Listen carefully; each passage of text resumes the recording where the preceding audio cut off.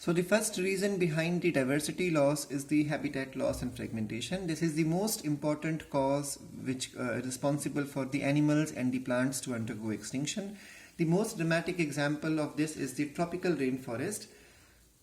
Once these tropical rainforests used to cover 14% of the Earth's land, but today they cover not more than the 6%. So from 14 to 6%, it's a significant reduction. And the reason is but human activities. We are clearing the land for other agricultural activities or for plantation of the palm oil, otherwise for the cattle feeding grazing area.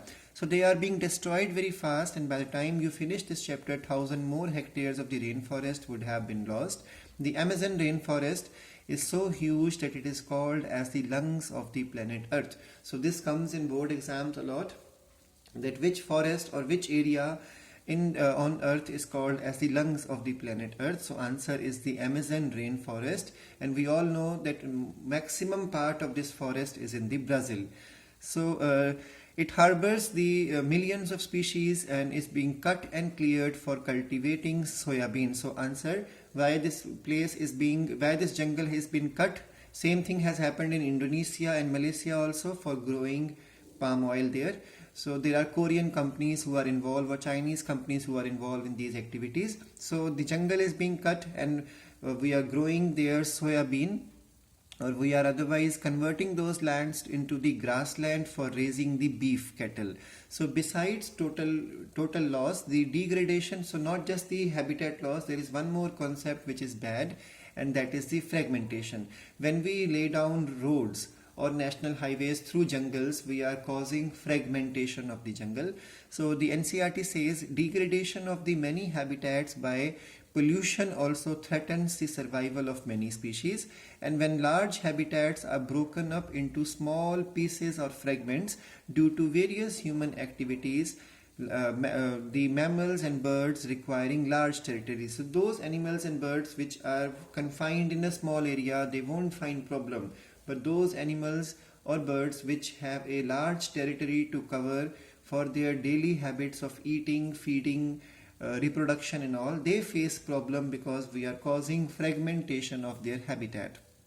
Certain animals with migratory habits are badly affected, leading to their population decline. The second reason for the biodiversity loss is the overexploitation.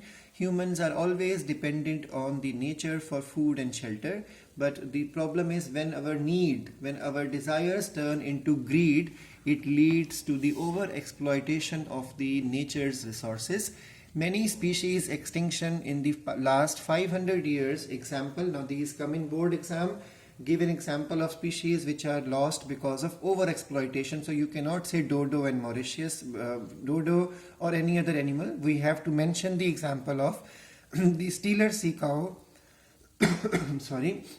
Steller sea cow and the passenger's pigeon.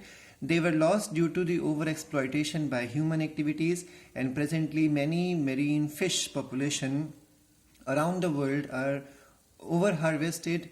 We all know fishing is one of the main occupation in many of the Western countries, even Russia, Korea, Japan. So when they start fishing in the open area, it is possible they may harvest these fishes more from the water bodies, from the marine water bodies. So obviously their population is going to dwindle down.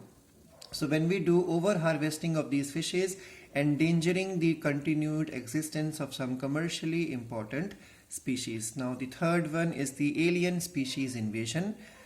Now what is alien species? I told you we'll be discussing today in the class. Imagine for a second we go out into some jungle in a foreign country and we bring a plant or an animal into the Indian habitat. So when we bring a plant from a abroad country into India, it's something like we are all accustomed to our food habit or eating habits. So there are some of us, we might not feel like experimenting with our food. So in the same manner, when a new plant is introduced into imagine for an instance, you bring a plant into your area. So no animal will feel like eating that plant because it is never a part of their eating habits. So what exactly will happen then? That plant will go unnoticed or would be ignored by the herbivores could be insects, it could be plants, it could be insects or cattle, etc. So slowly that population of that alien species will start increasing. So let's read from the NCERT. When the alien species are introduced unintentionally or deliberately, there are two reasons of bringing the alien species. One is by chance, by mistake, or second could be that you like the plant so much, or the flower, or maybe some benefit you can find out from that plant, so you bring it intentionally. So there are two reasons of bringing alien species. For whatever purpose, some of them will become invasive. So not all alien species will become awkward, but some species may become invasive species. Invasive species are considered as weeds today in biology, and they cause decline or extinction of the indigenous species. So what exactly happen is, these alien species, if they become invasive species, they start spreading in the whole area. So definitely this will be the cause of habitat loss, or in competition they are going to win and the indigenous local species will lose this fight. Example, the Nile perch is a fish. Nile perch was introduced into the Lake Victoria in the East Africa, which led to the extinction of the ecologically unique collection of 200 species of fish in that lake.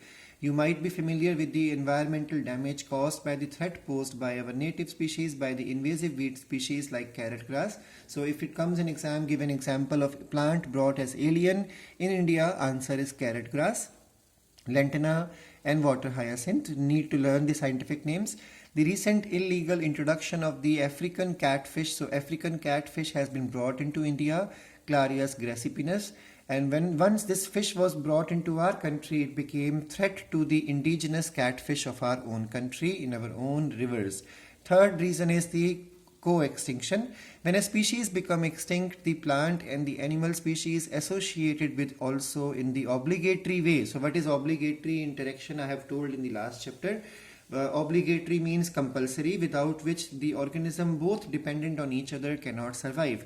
So if there are some plant species getting extinct, and if there is any animal dependent completely on that plant species, that animal also will be extinct, and it can happen vice versa, also become extinct. And when the host fish, like for example, if a host fish is there, it is getting extinct, then obviously the parasite which are very much choosy with their host, they also will become extinct with the extinction of the fish. So another example is the pollinator and the plants.